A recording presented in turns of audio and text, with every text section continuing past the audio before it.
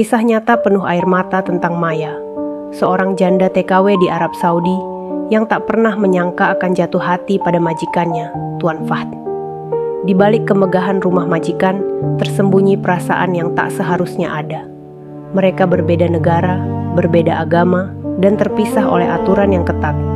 Namun, kesepian dan luka masa lalu membuat hati mereka saling mendekat, sampai akhirnya harus memilih cinta atau kehormatan.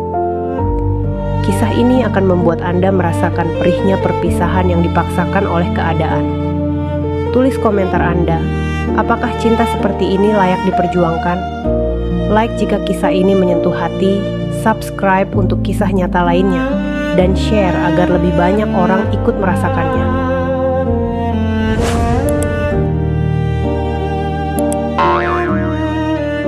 Namaku Maya, 34 tahun, janda satu anak asal Karawang. 4 tahun lalu, aku memutuskan menjadi TKW di Arab Saudi demi masa depan anakku. Setelah suamiku meninggal karena penyakit, aku harus melunasi utang dan menyambung hidup. Di Riyadh, aku bekerja di rumah besar milik seorang pengusaha bernama Tuan Fahd. Dia berusia sekitar 45 tahun, berwajah tegas, dan selalu berpakaian rapi dengan top putih. Istrinya, Madam Laila, tinggal di London bersama anak-anak mereka. Rumah itu besar, megah, dan sunyi. Awalnya, aku hanya fokus bekerja. Setiap pagi memasak, membersihkan, dan memastikan semuanya rapi.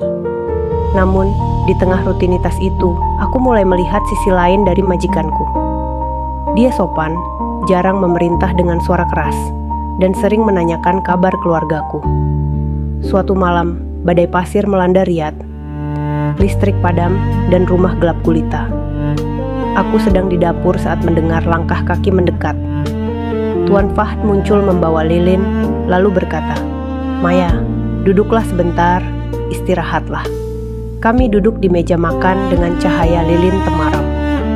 Untuk pertama kalinya, dia bercerita tentang hidupnya, tentang istrinya yang jarang pulang, anak-anaknya yang mulai melupakannya, dan betapa sepinya rumah ini. Aku mendengarkan, dan tanpa kusadari, aku juga mulai bercerita tentang masa laluku, tentang anakku, tentang kesepian yang selalu menemaniku setiap malam. Saat matanya menatapku, ada kehangatan yang sulit kugambarkan. Diam-diam. Sejak malam itu, kami jadi lebih sering berbicara. Dia mulai membantuku membawa belanjaan, kadang ikut mencicipi masakan yang kubuat. Ada momen-momen kecil yang membuat hatiku berdebar.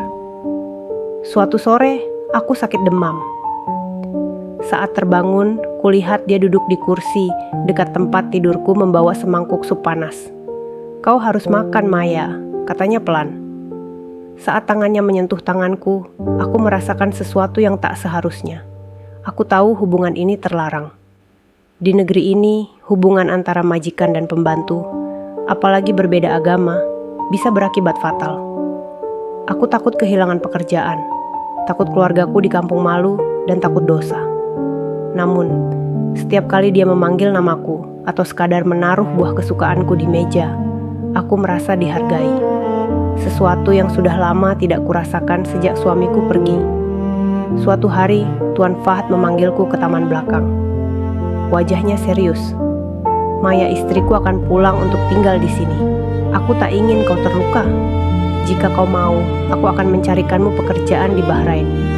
Atau kau mau ikut aku ke sana?" Kata-katanya membuatku terdiam.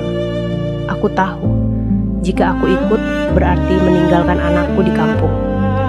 Tapi jika aku bertahan, berarti aku harus mengubur perasaan ini selamanya. Malam terakhir sebelum aku pergi, kami duduk di bangku taman. Dia menggenggam tanganku lama sekali. "Jika takdir mempertemukan kita lagi, aku akan memanggilmu istriku," ucapnya dengan suara bergetar.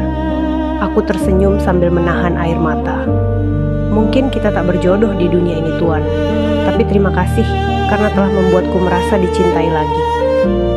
Keesokan paginya, aku meninggalkan rumah itu. Di dalam taksi menuju bandara, aku menatap langit Riyadh yang cerah. Hatiku perih, tapi aku tahu beberapa cinta hanya bisa hidup di dalam kenangan.